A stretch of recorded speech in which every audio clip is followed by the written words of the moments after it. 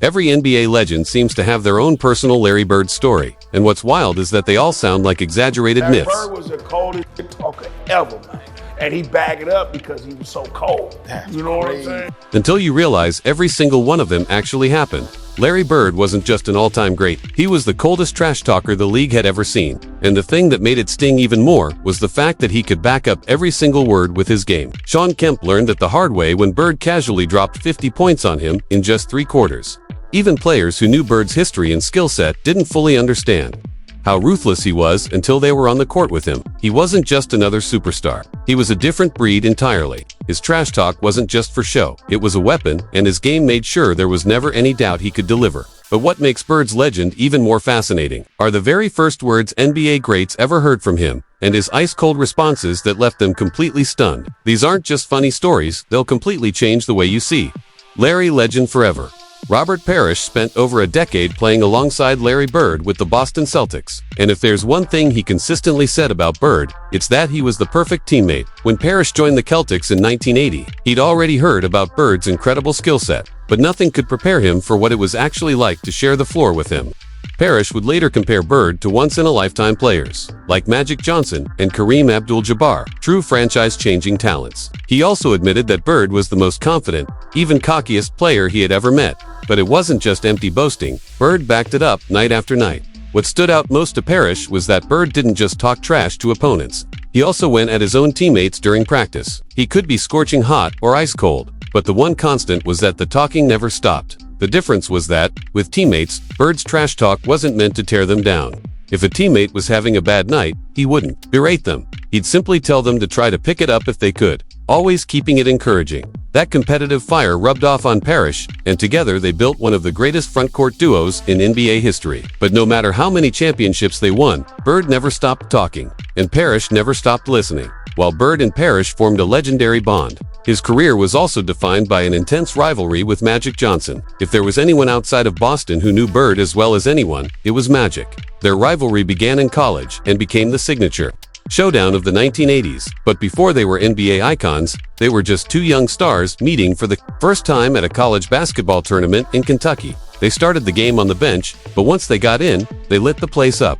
Magic vividly remembers Bird absolutely torching Jack Givens, the player of the year at the time. Magic couldn't believe what he was seeing. After the game, he called home to tell everyone, "It's true about this boy. This dude can play." That first impression would spark a lifelong mutual respect between the two legends, even as the game evolved and new stars took over.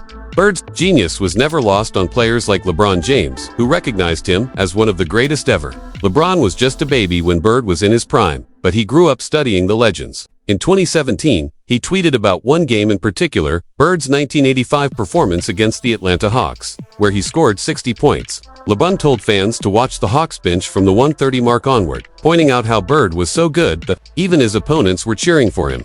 Players on the Hawks bench were laughing, high-fiving, and in complete awe as Bird buried shot after shot. One Hawks player even fell out of his seat after Bird hit an off-balance three-pointer from the corner. LeBron, a legend in his own right, never hesitates to give credit to the players who paved the way.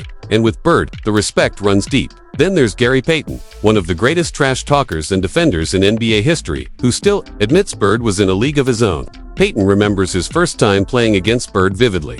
Bird would call every single shot before he took it, telling Payton exactly where and how he was going to score, and then hitting it without fail. At one point, Bird told him, "I'm gonna shoot this jumper in your face right here in the corner, and it's gonna be your Christmas present. I'm gonna wrap it up and bust your head open." Payton had talked trash to countless players, but Bird was the first who could back up every single word with cold precision. Even the glove had no choice but to respect him. Isaiah Thomas also learned early that Bird wasn't just a great shooter, he was a basketball genius. During one game, the Pistons' backline consisted of Kelly, Tripucka, Bill Lame, and Kent Benson, 3 white players. Bird took one look at them and said, "Who's guarding me? Don't ever put no white dude on me."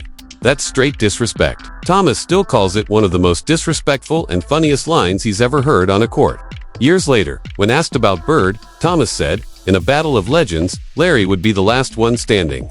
Reggie Miller, who idolized Bird growing up, modeled much of his game after him, especially his ability to get into opponents' heads. In an interview, Miller was asked to choose between drafting Larry Bird in his prime or LeBron James under today's rules. Without hesitation, he said, "I gotta go with Larry Joe." In today's rules, you can't touch him. For Karl Malone, Bird stood out as the ultimate competitor. Malone remembers a game against the Celtics where Bird walked over to the Jazz bench during a timeout, looked them all in the eye, and declared that he was going to hit a three-pointer from right in front of their bench. Then he went out and did exactly that. Malone said it was one of those moments that made you realize you were in for a long night. Terrell Brandon, a smart and crafty point guard, got his first taste of Bird's psychological warfare in the early 90s.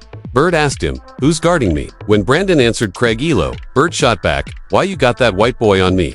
Throughout the game, Bird seemed to be 3 moves ahead, always finding space and hitting impossible shots. Brandon said playing against Bird was like playing chess while everyone else was playing checkers.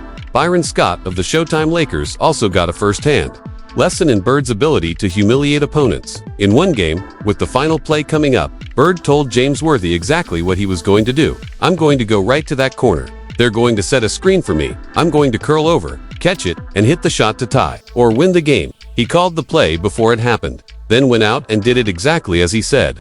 Scott was stunned, realizing that Bird wasn't just talking. He was a prophet on the court.